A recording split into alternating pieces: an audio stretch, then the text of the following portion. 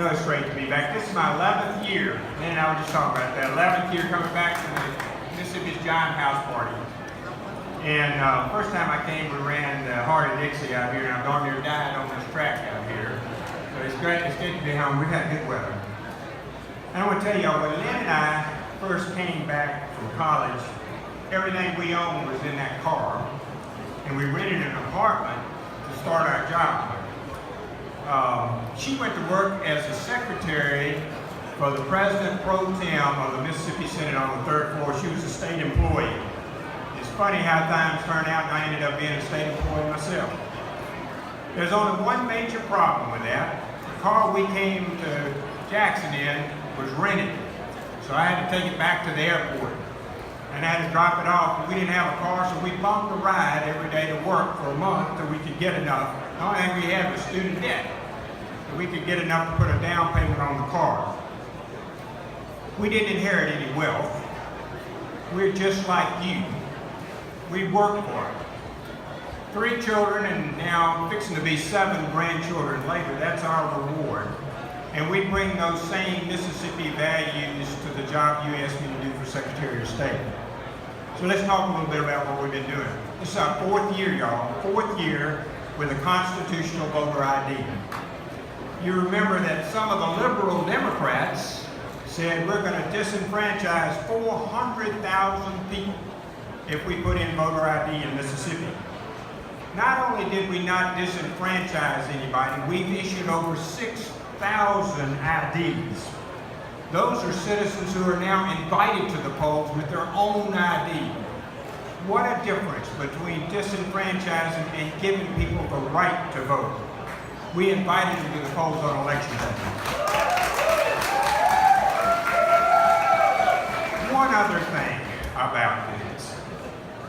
Other states have spent millions of dollars defending all the litigation that goes with putting in voter ID.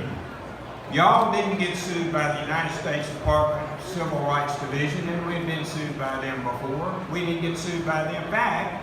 We didn't get sued by anybody. They're still fighting about voter ID, and there was a poll just out this last month that says 81% of Mississippians now favor voter ID. What a change for us, y'all. And you know what else? Dead people don't vote in Mississippi.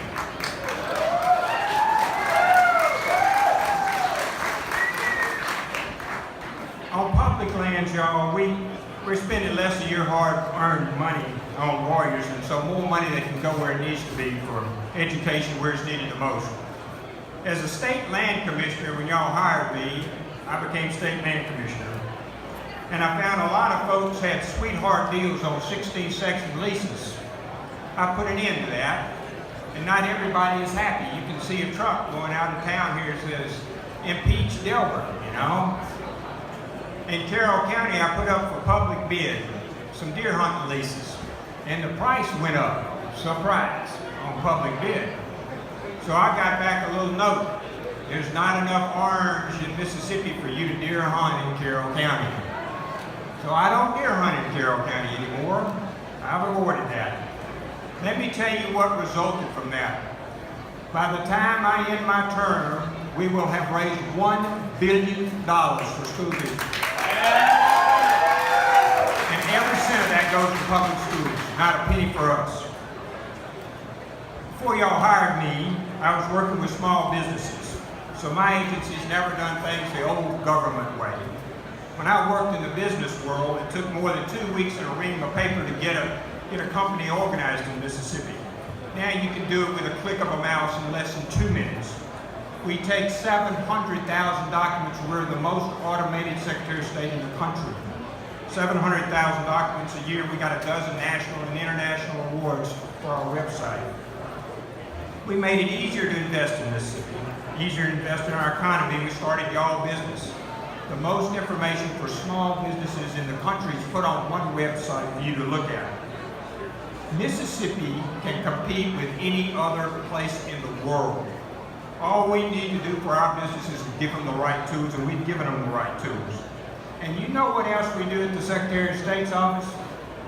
We answer 65,000 phone calls a year within 10 seconds with somebody that's live and is glad you called. Don't you wish everybody operated like that? So, at the Neshoba County Fair, you're supposed to make some announcements, and we've revised all the business laws, and we've implemented your safe elections through voter ID, and we raised $1 billion for schools. So you're supposed to make some kind of an announcement, and I've done everything you hired me to do. And I'm proud of those, and I'm proud that we did that. So I'm going to tell you I'm not going to be running for Secretary of State again. But I will be a little bit higher up on the ballot for you, all right?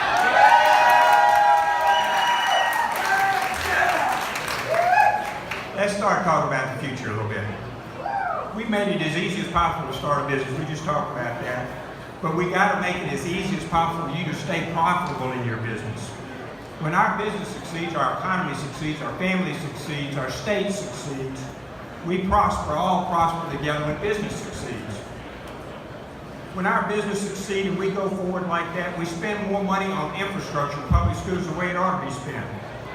Your government ought to be run by like your business is, from the citizen up, not from the bureaucracy down. You'll see that change. Speaking of infrastructure, that's one of our problems, one of our issues. Bridges are closed, cities need money, you can see mayor flags out here, cities need funds. And we have to address that now. Making sure our children get safely to school and our products and our agriculture get to market is not optional in Mississippi. And it's not just the roads and bridges. When we talk about infrastructure, it has to be broadband. You have to have access to the internet, and it doesn't matter whether you're in a big city or on a small farm. That's the business of the future. We need broadband in the city. Infrastructure is not negotiable in Mississippi, and it shouldn't be negotiable here. We need new businesses to choose from to invest in Mississippi. But more importantly to me, we need to help the ones that are here, the people that are working here. I'm proud of the Ingles and Nissans and Toyotas. They've been great. We've invested in them. They invested in us as paying dividends. But small businesses, small businessmen and women, that's who hires most of the people in Mississippi. That's who drives our goods and services in Mississippi. They're the backbone of Mississippi's economy.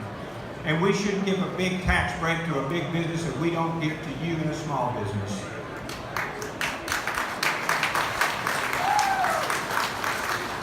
One of the resources businesses of every size tell me, and I did a poll, we had 5,000 surveyed on our website. One of they tell me is that we need an educated workforce. That's the most important part of this puzzle. Before we can solve that, we've got to provide a quality education for children, and it's got to be as early as possible. Job alternatives to maximize their learning skills and their future economic skills. There can't be a barrier between K-12 schools, community colleges, and universities. We can't afford to duplicate that. We don't have enough money to duplicate our services. You and your business are going to have to get involved in education. You're going to have to speak to school leaders about what you need from education. You can look at what's happening around the state as I go to these schools. Look at making trades cool again in Lowndes County, just down the road. Look at career academies in Pascagoula, where I was last Monday. Look at what's working in the public school system to train our kids, and we need to duplicate that. For Mississippi to succeed, public schools have to succeed.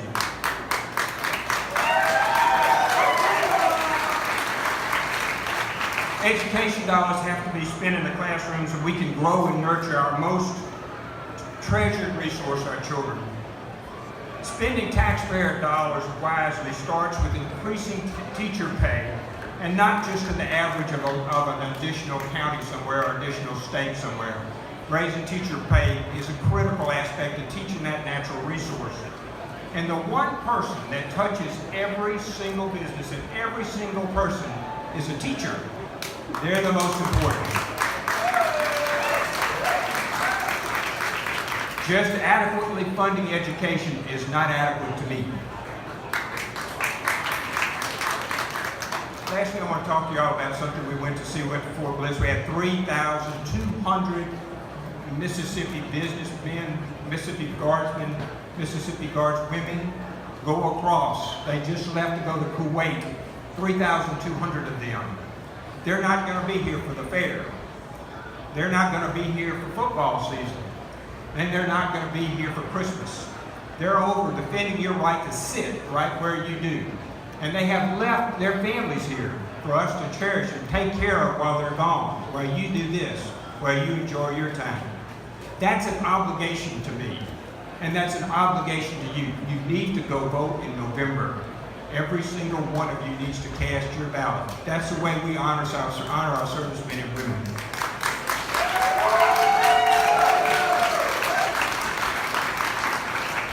It is so great to be back at the fair. I look forward to it every single year. I hope you have a great time. Thank you so much for inviting me every year, and God bless Mississippi.